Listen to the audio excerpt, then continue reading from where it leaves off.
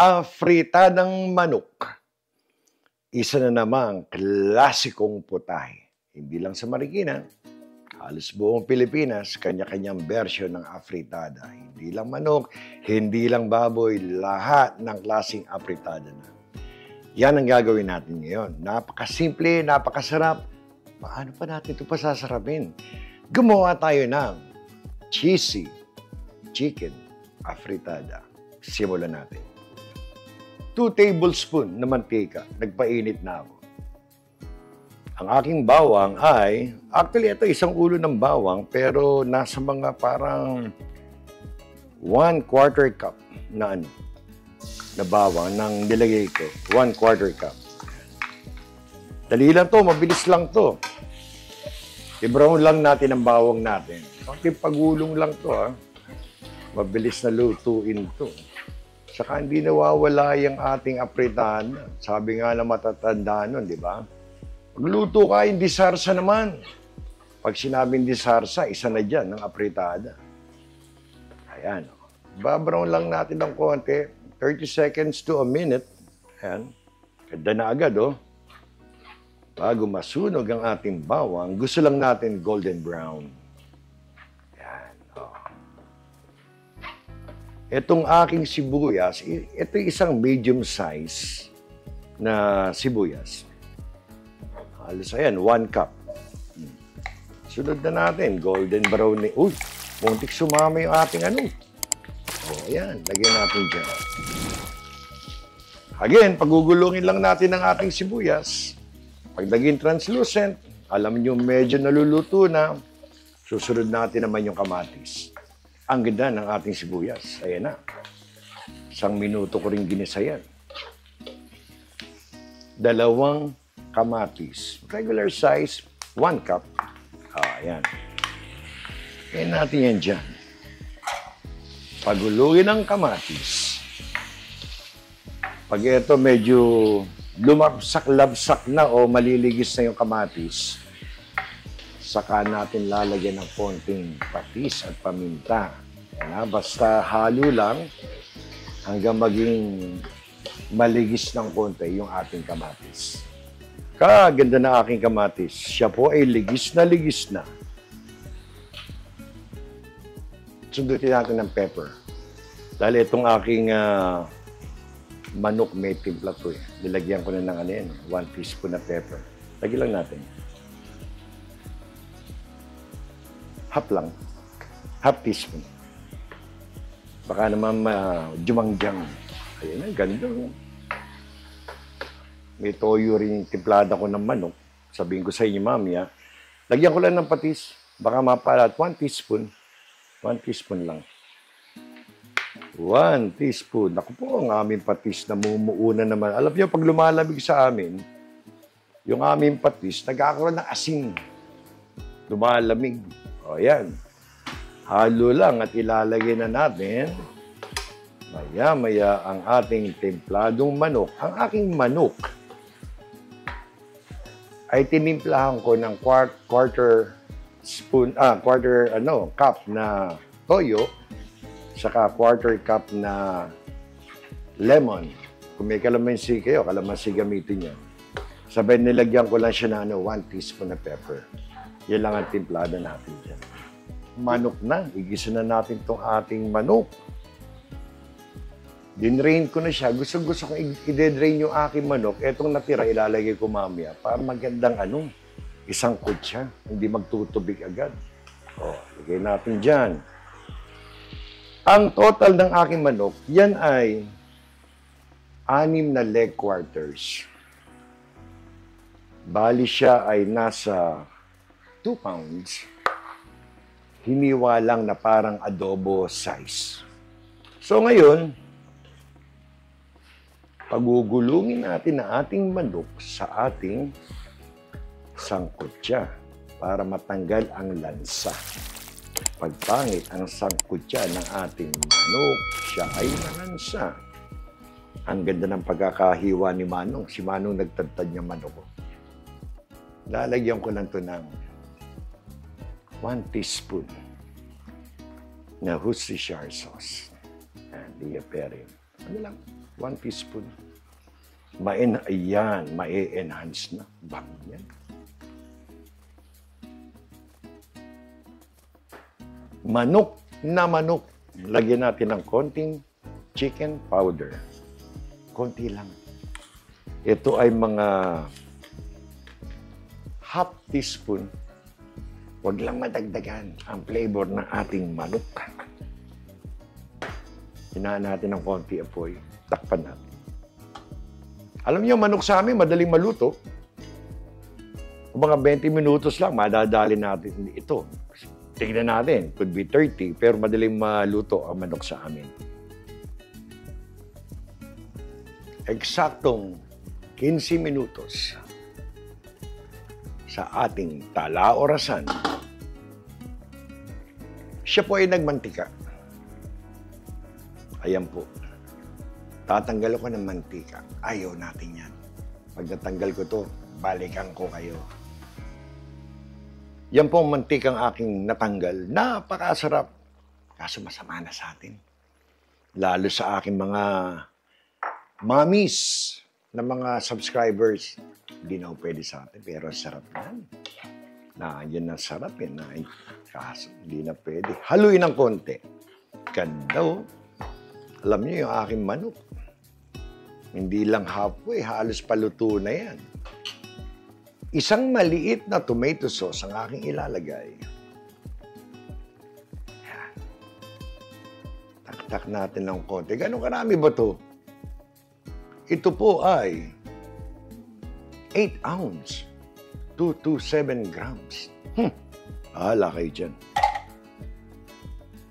Haluin lang ng konti at ito'y paluto na. Gusto lang natin yung ating tomato sauce parang nagisa sa sangkot siya. Bibigyan ko lang to ng mga 1 minuto. Wag lang hindi medyo masangkot siya yung ating tomato sauce. Lalagyan na natin yung iba nating ricado. Titikman rin natin to. Ayan, ganda ng itsura. Ayan, pagbalik ko, pakita ko sa inyo. 2 minutes natin medyo ginisa-gisa yung ating tomato sauce. Ganda. Mag-aalim po yun. Masarap ba ang ating chicken apritada pag medyo matamis ng konti? Siyempre, masarap. Medyo manamis-tamis. Kukontrahin natin ng konting tomato sauce. Kayo naman. Masarap. Ayan, ito na. Medyo maasim, ha? Kasi may kamatis saka tomato sauce. 1 teaspoon. 2 teaspoon. Ito lang naman ito. Masarap yung may konting asim pa. Salubungan lang, asim at tamis. Bago natin haluin. Sama na natin itong raisins, itong pasas. This is, I will say, 1/4 cup na raisins. Ayan na. Ayaw pa niya sumama. Lagay natin dyan. Haluin natin. Alam niyo, malapit na ito. Depende sa manok na makukuha niyo. Itong manok ko medyo mabilis Ginisa, binigyan ng 15 minutos, 2 minutos para dun sa ating tomato sauce. Ayan oh. Nararamdaman ko na sa halo Lumalambot na siya. Ano pa? Hotdog, hindi pwedeng walang hotdog. Ang aking apritada, nasa inyan. Pero sa akin, kailangan may hotdog. Itong hotdog namin, pag may bili ka dito na 1 pack, 10 piraso, ayoko na mailagay lahat. 5 lang ang nilagay ko. Ayan. Alam niyo, malapit na to yung ating sarsa. Kagandahan, pagulungin ng hotdog, bigyan nyo lang ng kahit na 1 minuto. Hindi pwedeng dito titikman. Excited ako sa sugar na nilagay ko. Ginitnaan ni Mambong. Ginitnaan. Nag-aagaw tamis at asim. Reglado sa akin to. Kayo kung gusto yung matamis pa o wala kasukal, bahala kayo. Ito, sakto lang. Carrots namin, medyo matagal. Lumambot. 1 katamtamang size ng carrots. Yan lang. Ini-slice ko lang. Bigyan lang natin ng head start yung ating carrot sa patatas. Again, yung ginamit kong red potato, napaka, ano rin niya, madali ding lumambot kumpara sa ating carrots. Ayan. Wait lang kayo. Siguro to another minute. Tatakpan ko this time, ha? Pero ganun ang sarsa natin. 1 minute. Then, the rest. Halos luto na tayo. 1 minuto. Naka-head start ng ating carrots. Lalagay ko na patatas. Pwede na yan. Magpapang-abot na sila.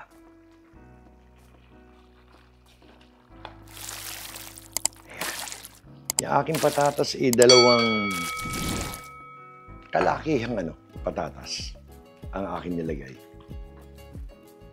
Halo. Alam nyo, kasabihan ng matatanda, yung patatas, sumisip-sip ng alat yan. Kaya mamaya, tikman nyo uli kung areglado na sa inyo. Konting halo. Naku, yung ating sarsa, parang natatalo, mabibitin. Baka mamaya si Jess Navarro, gusto niya, medyo masarsa yung kanyang baka sinasabaw ni Jess to. Dagdagan ko ng konti. Kahit lang, 1 cup lang siguro, hindi Inom natin ating 1 cup. Itagan natin. Pwede na yan. 3/4 cup. Yeah. Baka masobrahan naman tayo. Konting halo. Pagbalik ko, may ilalagay tayo. Mambong, sabi niyo, pasasarapin niyo. Lalagyan niyo ba ng chicharon durog yan? Ako, niloloko mo naman ako eh. Wala mo naman chicharon durog. Mami, hintay mo. May ilalagay tayo pampasarap. Ako naman chicharon durog. Halo-haloin ng konti lang. Ayan na. Another minute or 2. Kaya natin kumulo. Lalagay na natin yung ating secret weapon ulit. Another 2 minutes. Yan po, naku! Tingin ko pa lang, nagkasalubong na ang carrots at ang ating patatas. Konting halo. Ang natitira na lang pong aking rekado, green pepper and red bell pepper. Yan na lang po. Pero, kailangan maging cheesy. Kahit anong cheese, pwede nyo idagdag. Queso di bola, panalo yan. Pero subukan nyo ang Parmesan cheese. Yung alat, bango at lasa nito, napakasarap. Maiiba po lahat yan. Ayan.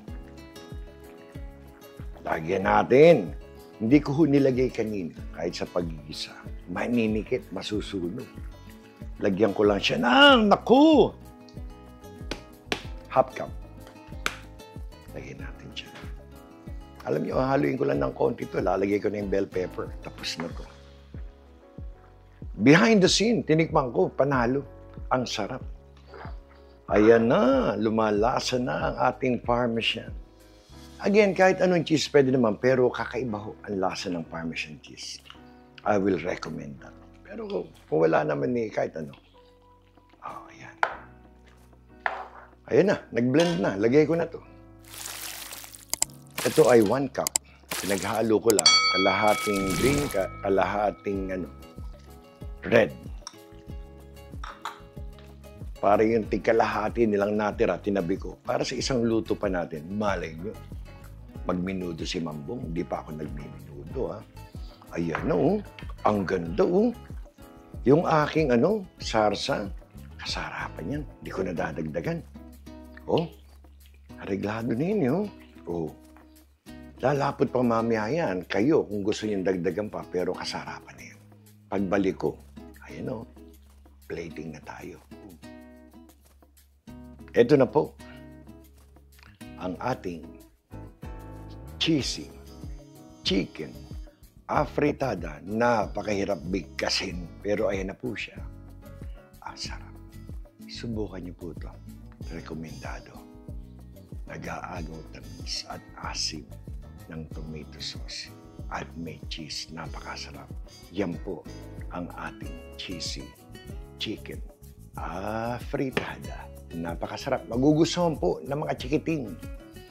ibaba po natin dito at muli ay magpasalamat. Isa na naman pong mapagpalang araw para sa inyo lahat. Salamat sa Diyos. Tayo po'y may masarap na cheesy chicken fritada. Salamat po. Hanggang sa muli, kayo po'y mag-iingat.